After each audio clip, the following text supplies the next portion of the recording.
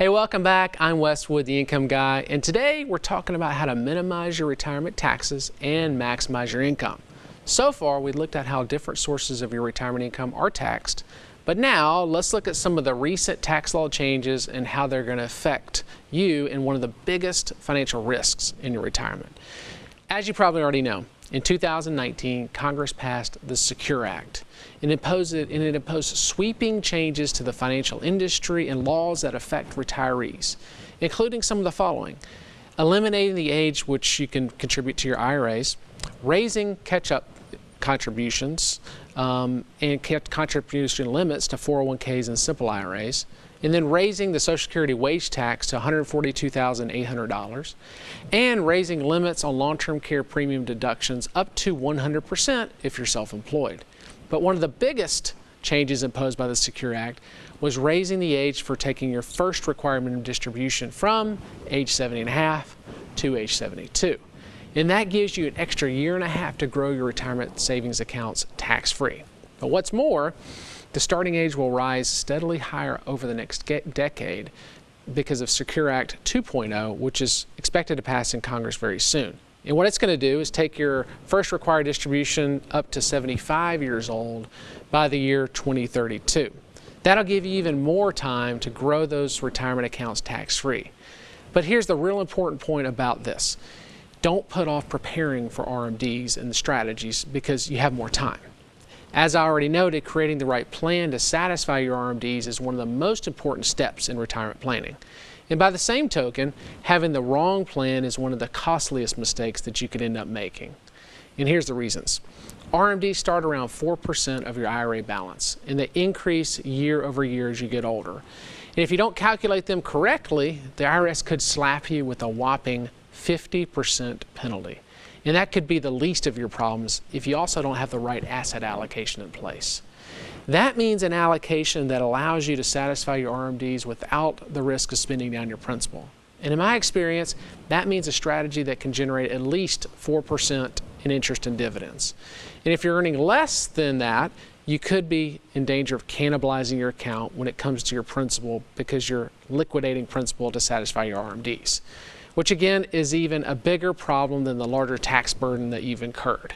And I'm going to talk more about that with Dave in just a minute, but right now here's a chance to order your copy of my timely report, The Case for Fixed Income: How to Avoid Common Mistakes That Could Derail Your Retirement. And it's free in your retirement income kit, and you can get one of those kits by visiting retiretv.com or by calling my office directly at 855-776-0614. But now let's welcome back income specialist David Scranton. You know, one of the biggest things that I think people don't pay attention to with this last Secure Act was a change that happens to them after they're gone, and that is the fact that the so-called stretch IRAs are gone.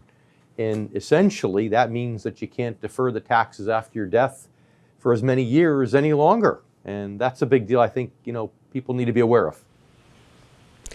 No question. A lot of times when the government passes something that looks like it helps you a little bit with taxes, like the RMDs being moved to 72 or being able to make contributions to your IRAs after the age of 70.5 years old, some tax savings, a lot of times they get those taxes back another way. And eliminating the stretching out the IRA over a lifetime is the big one. Because imagine if somebody inherits an IRA before this was passed at 40 years old and they live till 90, well, they could stretch that out over 50 years of RMDs.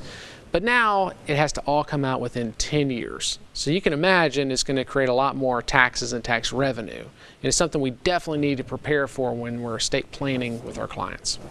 So RMD planning could be even trickier when you're gone. So I guess bottom line is it means that you need to have an RMD plan in place. I think it was one most important takeaway for your viewers. It's probably that. Yeah, and there's a few different facets of that RMD planning. One of them is we need to plan for, what that RMD is going to look like. So calculate your RMD even a few years out ahead of time. So that way you can get prepared for the taxes that are going to be incurred and maybe implement some strategies to reduce or minimize the taxes. Because a lot of people right now are paying very little to no taxes on their Social Security, and then all of a sudden they have these RMDs coming in and they're caught off guard because not only is the RMD tax, but now more of their Social Security is taxed than ever before. And you need to go and understand, hey, how much is that RMD going to increase every year? Make sure you have the right investment strategies in place to cover those distributions from interest and dividends. Mm-hmm. And so how do people get started, right? Let's say you're a do-it-yourself investor. You want to get there a few years in advance to start to get a feel for what those RMDs might be. How do you advise people to best go about that, at least preliminarily? Preliminary, you can go to the irs.gov's website, and I believe it's publication 590, isn't that right? Sounds right, yeah. And it's the lifetime uniform chart that shows how much your RMD is going to be. Basically, you take the balance of your accounts as of the end of the year and divide by the number that's beside your age, and it'll calculate your RMD for you. So that's a great place to start to calculate your RMD. And then as a do-it-yourselfer, if you want to know how much taxes you're going to pay on it, well, it's just ordinary income tax. So when that distribution comes out, then you can see how much income tax you're going to have to pay on that distribution. So 2 big steps that you can take to make sure that you're prepared for the tax situation with those RMDs. So going back to what we talked about in the last block of the show, nothing takes precedence over making sure that those RMDs are satisfied from interest and dividends so that you're not forced by the IRS to take systematic withdrawals of principal to satisfy those. Yeah, that's right. I mean, taxes are so tiny compared to the problem of spending down principal. If people are spending down principal in retirement, especially in the early ages of 72 years old and so on, if they're liquidating shares of their funds to get to the distribution that they're forced to take, well, by definition, they're spending down principal. They're running out of money because probably they're too focused on growth still. They've not made the switch. They've not made the switch or the allocation change to focusing on interest and dividends. It's so important to make sure that you generate at least that 4% of interest and dividends, so that distribution is coming from just those interest and dividends that those investments are generating, so you're not liquidating any principal whatsoever.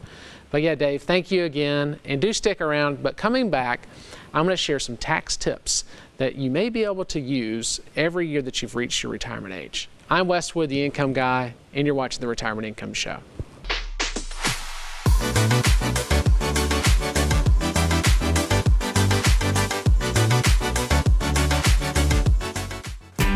Wood Financial Group wants you to have the retirement of your dreams, and that means financial abundance.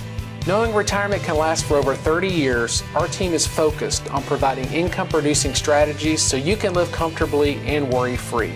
Voted Middle Tennessee's best investment services company for many years, we will ensure you have abundant income throughout retirement, so you can spend more time doing the things you love with the people you love.